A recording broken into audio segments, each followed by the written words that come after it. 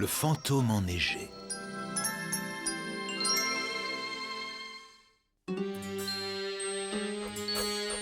C'est une matinée d'hiver et la campagne est recouverte de neige. Connie est très matinale aujourd'hui. Elle s'est levée pour admirer la blancheur immaculée de la prairie. J'ai eu raison de me lever aussitôt. Tout est recouvert de neige, qu'est-ce que c'est beau. Connie, Connie, tu viens de promener dans la neige avec moi? D'accord, Toby, bonne idée. Les deux amis partent donc explorer le paysage enneigé.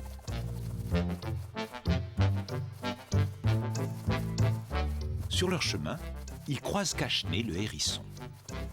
Il porte sa chaussette rayée sur le nez pour le protéger du froid.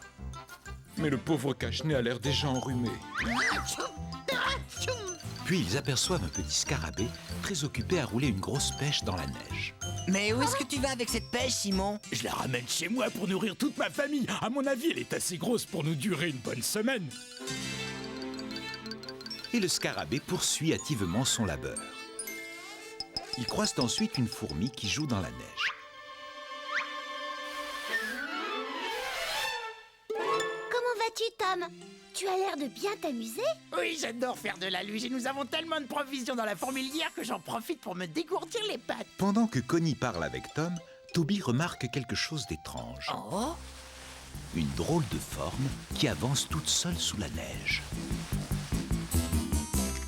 Connie, viens voir, il y a quelque chose qui bouge sous la neige.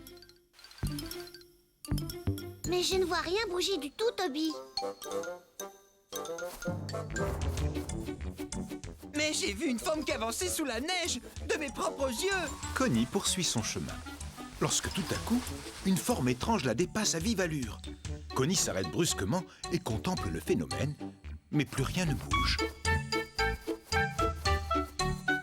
Ouh là là là! C'est la chose la plus étrange que j'ai jamais vue. Ton odorat est bien meilleur que le mien, Toby. Tu dois pouvoir découvrir de quoi il s'agit.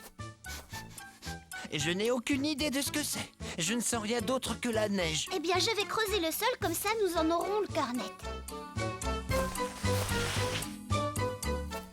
Alors là, quelque chose m'échappe. Tu as vu, Toby? Il n'y a rien là-dessous. Toby remarque alors un autre tas et décide d'aller enquêter. Regarde, Connie, c'est un autre tas. Oh, je me demande si ce n'est pas un fantôme des neiges, Toby. Pendant que les papillons s'amusent dans la neige, Connie et Toby vont rendre visite à leur vieil ami, Grognon le renard. Je suis sûre qu'il s'agit d'un fantôme sous la neige. Qu'est-ce que tu racontes? Tu veux dire que vous avez vu un tas de neige qui se promène tout seul et qui a disparu d'un seul coup? Oui, c'est ça. Est-ce que tu l'as vu, toi aussi, Grognon? Pour ne rien vous cacher, il est derrière vous en ce moment même. C'est lui, c'est le fantôme des neiges qui essaie de s'enfuir. Nous allons vite savoir de quoi il s'agit.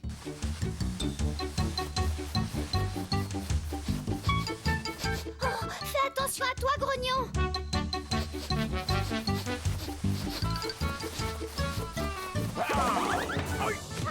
Oula, tu ne t'es pas fait mal, Grognon? Ça va, je n'ai rien de cassé, je me suis juste fait une bosse. Mais t'as raison, c'est un fantôme et en plus il est malin. Bon, eh bien, il faudra que nous soyons plus malins que lui.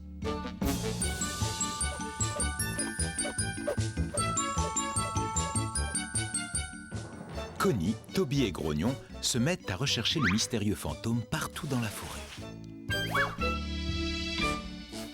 Si je monte sur ce petit monticule, je pourrai voir tout autour et repérer le fantôme des neiges.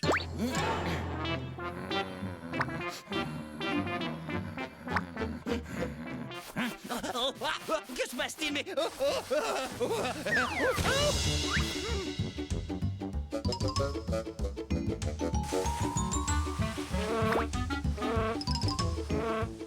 Oui, ça y est, nous avons retrouvé le fantôme des neiges.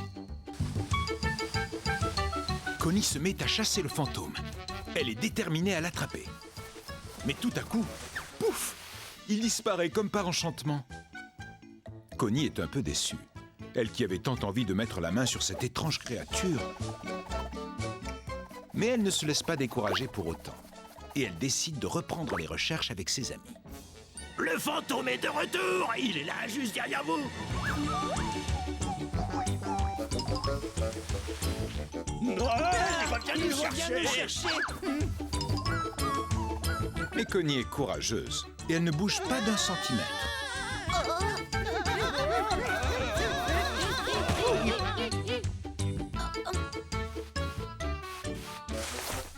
Aïe, je me suis fait très mal au museau.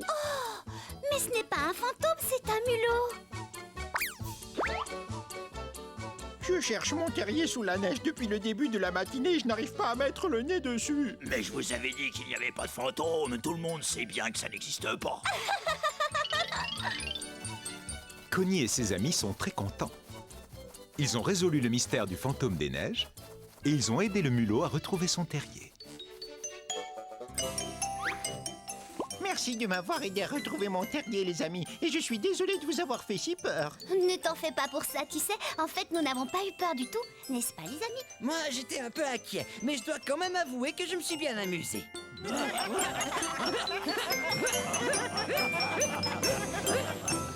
Cette nuit-là, en s'endormant, Connie se sent en sécurité. Ça ne sert à rien d'avoir peur des fantômes, se dit-elle, parce qu'ils n'existent pas. Fais de beaux rêves, Connie.